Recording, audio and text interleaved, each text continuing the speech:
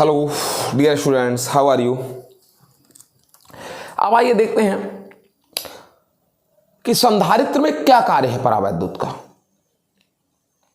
किसी संधारित्र में परावैद्युत का क्या कार्य है, फंक्शन क्या है किसी डाइलेक्ट्रिक का कैपेसिटर में। ठीक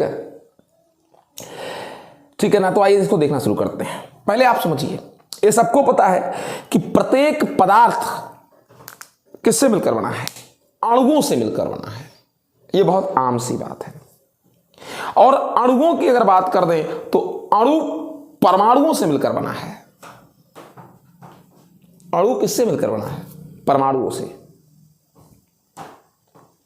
और अगर परमाणुओं की बात कर दें तो ये सबको पता है कि परमाणु जो होते हैं इनमें नाभिक धनावेशित होता है और इलेक्ट्रॉन ऋणावेशित होते हैं और ये चक्कर लगाते हैं। ठीक है, ये सबको पता है। लेकिन अगर बात कर दें परावैद्युत पदार्थों की, तो परावैद्युत पदार्थ के इलेक्ट्रॉन नाभिक से दृढ़ता पूर्वक बंधे रहते हैं, छोड़ नहीं पाते, ये इसको भाग नहीं सकते। दोनों नाभिक से दृढ़ता पूर्वक बंधे रहते हैं।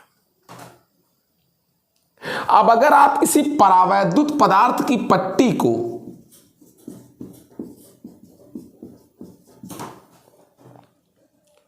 किसी संधारित्र की प्लेटों के बीच रख दे, ये संधारित्र की प्लेटें थी, इनका अपना एक वैद्युत क्षेत्र है संधारित्र के कारण। उस वैद्युत क्षेत्र को मैं ई से दिखा दे रहा हूं। इस वैद्युत क्षेत्र को, इनका अपना एक वैद्युत क्षेत्र है। अगर रख दें बेटा, तो जो परावैद्युत पदार्थ है इसके जो अणु हैं, इसके जो कौन है बेटा, अणु हैं, उस अणु की जो धनावेशित भाग हैं वो पट्टिका के संधारित्र के ऋणावेशित प्लेट की ओर, और इस परावैद्युत पदार्थ के जो अणु है उसका ऋणावेशित भाग इस संधारित्र के धनावेशित प्लेट की ओर अपने आप खींचे आते हैं। यानी कुल मिलाकर के अणु में जो नाभिक है, अणु परमाणु से मिलकर बना है और उन परमाणुओं के जो नाभिक है वो धनावेशित हैं, और वो धनावेशित भाग चले गए संधारित्र के ऋणावेशित प्लेट की ओर आकर्षण के कारण। और अणु में जो ऋणावेशित भाग है, अणु में जो इलेक्ट्रॉन है, वो संधारित्र की धनावेशित प्लेट की ओर खिसक आए। और ये सबके साथ हुआ, जितने अणु हैं सब।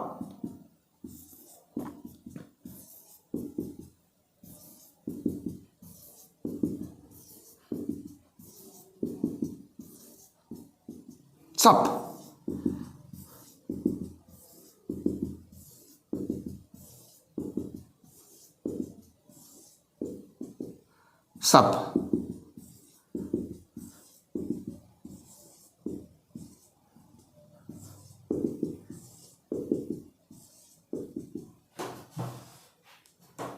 यानी कुल मिलाकर निष्कर्ष ये निकला, क्या चीज, कि पट्टिका के अणुओं में नाभिक जो थे धनावेशित भाग, ये पट्टिका है, इसके अणु हैं ये सब, और जो उसका नाभिक है धनावेशित भाग वो ऋण प्लेट की ओर, और जो इलेक्ट्रॉन है अणु के वो धन प्लेट की ओर भाग गए।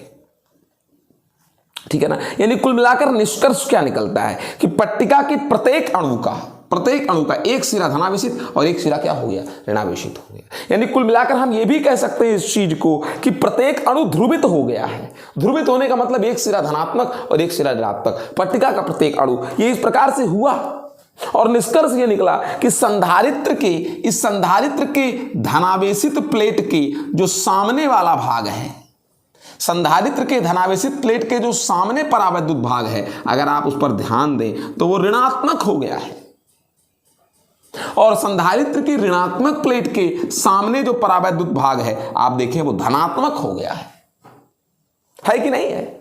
संधारित्र की धनात्मक प्लेट के सामने जो परावैद्युत है वो ऋणात्मक, और संधारित्र के ऋणात्मक प्लेट के सामने जो भाग है परावैद्युत का वो कैसा है, धनात्मक हो गया है। ठीक है ना। यानी हम कुल मिलाकर क्या चीज कह सकते हैं कि इस परावैद्युत पट्टी के एक टर्मिनल पर ऋणावेश और एक पट्टी के इस एक सिरे पर क्या हो गया, धनावेश प्रेरित हो गया है।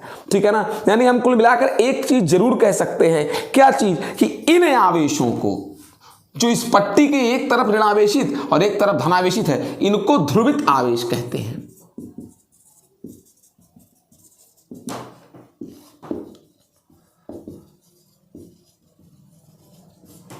तो ध्रुवित आवेश कहते हैं बेटा, या ध्रुवण आवेश कहते हैं। ध्रुवण भी कह दिए, ध्रुवित ना कहिए, ध्रुवण कहिए। पोलराइजेशन आवेश, इन वाले को माइनस और किस वाले को, प्लस वाले को ध्रुवण आवेश कहते हैं। और मैं बता दूं कि पट्टी के भीतर, इस पट्टी के भीतर सब जगह नेट चार्ज जीरो है, plus minus plus minus plus minus plus minus plus minus plus minus plus minus plus minus plus minus plus minus. क्यों जीरो है, क्यों जीरो है? क्योंकि प्रत्येक अणु के विपरीत सिरे एक दूसरे के आमने और कहां है, सामने। इसका प्लस, इसका माइनस, इसका प्लस, इसका पट्टी के अंदर, बाहर नहीं, बाहर तो ये माइनस और ये प्लस। पट्टी के अंदर प्रत्येक स्थान पर नेट आवेश कितना है, शून्य है। अब उसके बाद क्या चीज कहें, ये जो ध्रुवण वाला आवेश है ये माइनस और ये प्लस, जो ध्रुवण वाला आवेश है ये माइनस और ये क्या, प्लस। ये तो जीरो नहीं है, और अगर ये जीरो नहीं है तो ये एक और वैद्युत क्षेत्र स्थापित कर देगा, एक और वैद्युत क्षेत्र, प्लस से किसकी ओर, माइनस की ओर, बगल, ई डैश। यानी एक वैद्युत क्षेत्र परावैद्युत के अंदर स्थापित हो गया, और जिसकी दिशा इस बाहर वाले वैद्युत क्षेत्र, इस संधारित्र के वैद्युत क्षेत्र के विपरीत है। इसका प्लस से इधर माइनस है और इसका प्लस से इधर माइनस है। अंदर एक वैद्युत क्षेत्र ई डैश स्थापित हो गया। लेकिन ये वाला वैद्युत क्षेत्र दुर्बल है ई की तुलना में बाहर वाले वैद्युत क्षेत्र के। क्यों? क्योंकि ये वाला जो वैद्युत क्षेत्र स्थापित हो गया है, कोई मुक्त आवेशों से यह वैद्युत क्षेत्र नहीं बना है, यह तो उन्हीं अणुओं से बना है जो परावैद्युत पदार्थ के अणु हैं। तो यह प्रबल नहीं है, दुर्बल है। बस अपने अपने ही स्थान पर, बस मैं यही खड़ा हूं, मेरा धनावेश इधर हो जाए, मेरा ऋणावेश इधर हो जाए, मेरा धनावेश इधर हो जाए, मेरे बगल वाले का भी ऋणावेश इधर हो जाए, धनावेश इधर हो जाए। बस ऐसे हल्के हल्के लोगों के अपने थोड़ी थोड़ी ताकत से यह वैद्युत क्षेत्र बना है। ऐसा नहीं है घनघना के इधर ऋणावेश खूब चांप के हैं, इधर खूब घनघना के धनावेश हचक के हैं, फिर वैद्युत क्षेत्र बना, ऐसा नहीं। हाँ, कुछ वैद्युत क्षेत्र अंदर बन गया है परावैद्युत में, जो बाह्य वैद्युत क्षेत्र के विपरीत दिशा में है और दुर्बल है उसकी तुलना में। बाह्य वैद्युत क्षेत्र इधर है और अंदर वाला वैद्युत क्षेत्र इधर है, जो आपको समझ में आया। लेकिन एक बात तो स्पष्ट है कि जो कुछ भी हो, ये है तो विपरीत दिशा में, है तो विपरीत दिशा में। भले ये कम है तो क्या हुआ, लेकिन अगर नेट निकालोगे अब तो भैया ई में से घट जाएगा ये। यानी अब संधारित्र के अंदर वैद्युत क्षेत्र कम हो गया, क्योंकि आंतरिक वैद्युत क्षेत्र ने इस संधारित्र के वैद्युत क्षेत्र के विपरीत दिशा में एक क्षेत्र बना दिया और वो घटा दी बाह्य वैद्युत क्षेत्र को। ई की वैल्यू में कमी आ गई इस वाले के कारण, चूंकि ये विपरीत दिशा में बना। और आपको पता है कि E बराबर होता है V/D, और आपको यह भी पता है कि V बराबर E/D। तो पक्का है कि अगर E कम हो गया तो पक्की बात है कि V भी क्या हो जाएगा, कम हो जाएगा। विभवांतर घट गया अब इनके बीच, घट गया विभवांतर। और अगर विभवांतर घट गया तो C बराबर Q/V। अगर V घट गया तो बाहर सी बात है कि C क्या हो जाएगा, बढ़ जाएगा, पक्का बढ़ेगा सी। क्लियर है ये? और अगर V घटा तो विभवांतर को पुनः पहले जितना, जब ये नहीं रखे थे, पुनः पहले जितना विभवांतर ले जाने के लिए और आवेश दूंगा, और आवेश दूंगा तो धारिता तो क्या हो जाएगी, बढ़ जाएगी। बहुत जाहिर सी बात है, धारिता तो बढ़कर रहेगी निश्चित रूप से, क्योंकि विभवांतर घट गया, क्योंकि अंदर का क्षेत्र घट गया।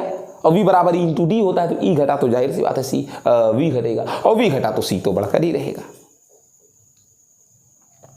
समझ सके इस चीज को? यानी स्पष्ट बात क्या निकल कर आई है कि परावैद्युत रखने से विभवांतर घटा, आंतरिक वैद्युत क्षेत्र बनने के कारण। और अगर विभवांतर घटा तो धारिता बढ़ी।